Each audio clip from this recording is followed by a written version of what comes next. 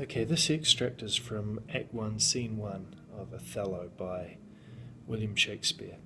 And in this, this is obviously early in the play, and in this scene, Iago is explaining to Roderigo why he is seeming to follow and serve Othello. Here, Iago is characterized as a person who's really manipulative, and he really values highly the idea of manipulation and pretense. He suggests that people who follow their masters out of loyalty are foolish and stupid, and he celebrates people who follow their masters selfishly, just seeking to serve themselves, while outwardly seeming to serve their masters. So obviously a big theme here is appearances versus reality. The outward appearance of service to someone else contrasted with the inner reality that one is serving oneself. In regard to the tone here, Iago has a contemptuous tone. He shows contempt in his diction and his imagery towards people who are loyal and decent in serving their masters selflessly. On the other hand, he really celebrates and is enthusiastic about people who just serve themselves, whose seeming show of loyalty actually just disguises that they are doing what they're doing only for their own benefit. And that's deeply ironic.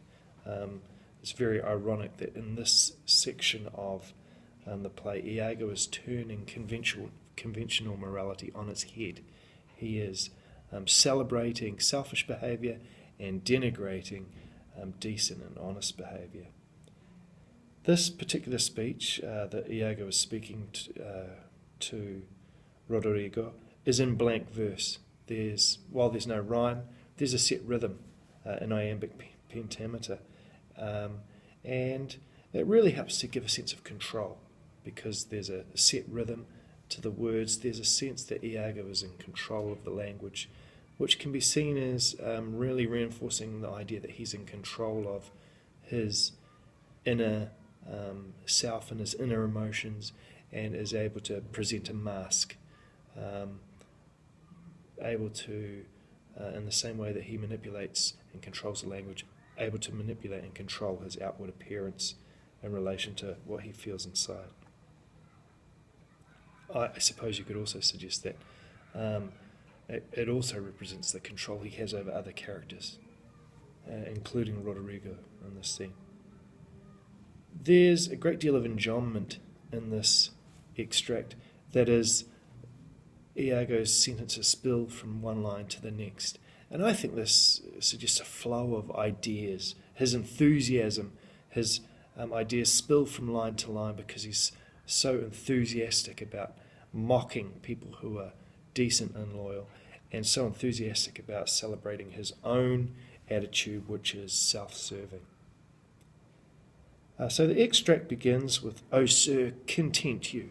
This is an imperative, and it shows Iago's confidence in what he is doing and pretending to serve Othello without actually really serving him properly.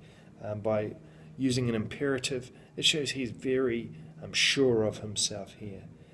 He says, "I follow him to serve my turn upon him." And this is kind of paradoxical. He's following Othello to hurt Othello, or to actually serve himself. So these kinds of paradoxes are going to be very prevalent throughout the speech, where Iago is talking about the outward appearance and the reality, and drawing our attention to the contrast between them.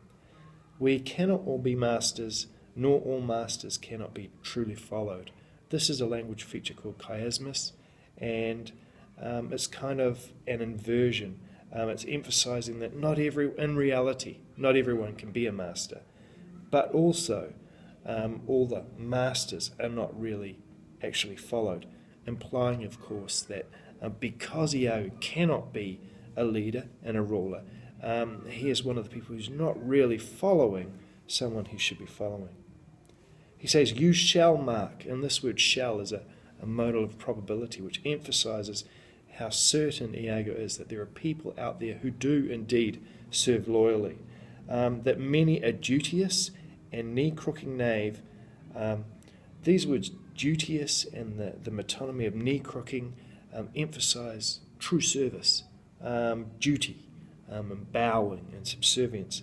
But Iago puts this these words with the word knave, which has connotations of foolishness and stupidity. So he sees bowing and being dutiful as idiotic and foolish. And he says that these people dote on their own obsequious bondage. And the diction here really emphasizes that such people are very subservient and just following, blindly following. Bondage has connotations of slavery, that these people are just almost enjoying the pointlessness of serving someone else rather than themselves. And he uses a simile, these people wear out their time, much like his master's ass for naught but provender. This simile compares a true servant to someone who is like a donkey. It's animal imagery, of course, denigrating such people and putting them down because they serve for nothing more than provender, as hay, for nothing more than food. And when they're old, they're cashiered. And this is a euphemism, I suppose, it's a euphemism for being fired. Whip me such honest knaves. This metaphor of whipping people who are that stupid. He's suggesting that people who are stupid enough to blindly follow should be whipped because it's such a foolish and silly thing to do. Then an antithesis arises when he says, others there are. This fits in with the whole idea of binary opposites in the play, that there's always an antithesis to any one person or any one situation.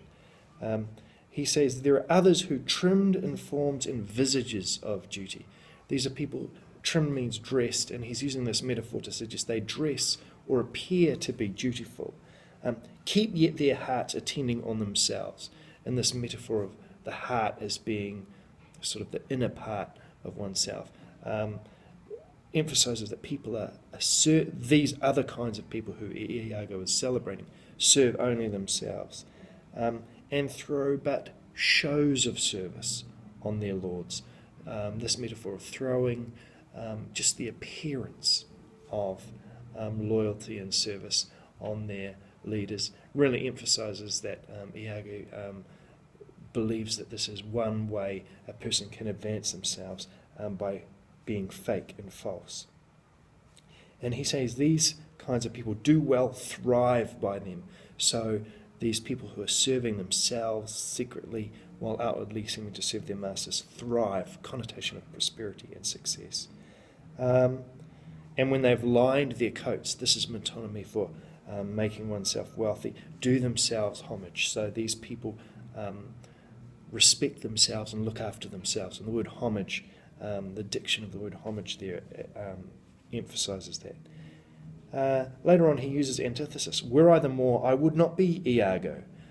He is suggesting he is only doing this because of the situation he's in. He is seeming to serve for selfish reasons because of his situation. In following him, I follow but myself. Another paradox here that emphasizes that while seeming to serve Othello, Iago is just simply serving himself. As he says, for his own peculiar end, emphasizing his own selfishness. He says that if he were ever to have his outward appearance match his inner aims and goals, he may as well wear his heart on his sleeve for daws, which is a kind of bird, to peck at. What he's suggesting here is people who have their inner aims and goals the same as their outward aims and goals in this kind of situation are being self-destructive. They're leaving themselves open to being destroyed. And he finishes with a paradoxical, simple sentence, I am not what I am. So once again we're seeing Iago celebrating the idea that what he is inside doesn't match what he is outside in regard to his service. And he looks down on anyone who thinks differently. And I believe this extract foreshadows what Iago will continue to do throughout the play. He will happily and gleefully serve himself, and he will look down on anyone who is truly honest and decent. Okay, as far as my IOC has just gone there, that's just over 10 minutes. And in an IOC, you should aim for just on 10 minutes or even slightly under. If it goes over a minute or two, that might be okay. The teacher will then interrupt and ask questions, hopefully giving you the chance to pick up on things that you haven't got around to talking about yet, or things that you missed in your rush to get through things, or maybe just trying to give you the opportunity to show what you know about the play in general. So the IOC itself, while your first 10 minutes, or roughly 10 minutes, will be just you speaking, the next 5 minutes will be a question and answer session in which hopefully you'll get to show more of what you know.